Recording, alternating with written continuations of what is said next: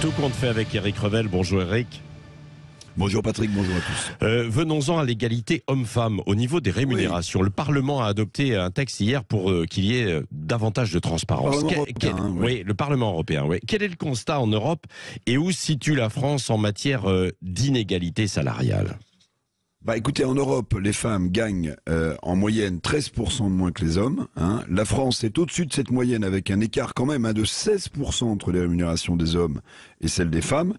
Alors c'est encore plus inégalitaire, vous voyez, on prend souvent l'Allemagne en exemple, c'est encore plus inégalitaire en Allemagne avec un écart salarial homme-femme de 18%. Puis j'ai gardé le pire, si j'ose dire, pour la fin, la Lettonie, ça vous dit quelque chose, elle est membre de l'Union européenne depuis 2004, et en Lettonie, l'écart des salaires entre hommes et femmes est de 25%, un quart, c'est colossal. Oui, alors ce texte pourrait être validé par le Conseil européen, ensuite intégré dans les lois nationales. Que risqueraient les employeurs ?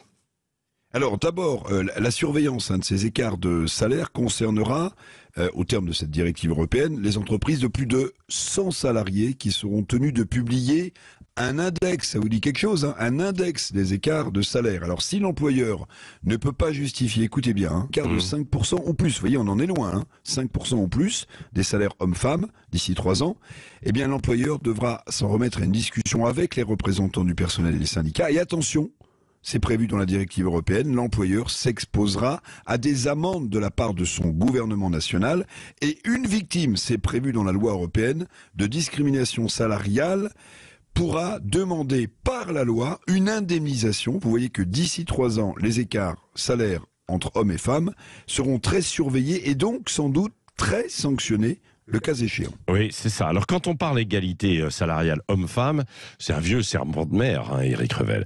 Mais est-ce que c'est pas une solution aussi, ça a été évoqué par certains évidemment, pour le fameux déficit du régime de nos retraites ?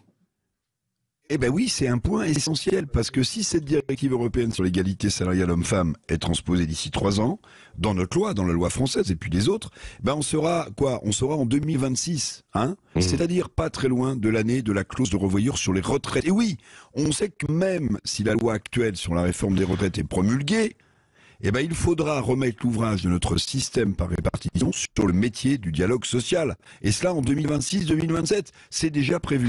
Oui, donc il y a une piste intéressante, parce que l'égalité salariale homme-femme, c'est pas seulement... Oui, allez-y, terminez, parce qu'on a un petit problème de son. Oui, allez-y. C'est pas seulement un objectif de justice sociale, c'est aussi un objectif pour remplir les caisses. Parce que le plus de salaire, c'est le plus de cotisation. Oui, problème avec votre micro, on va le régler et ça ira mieux. Merci Eric.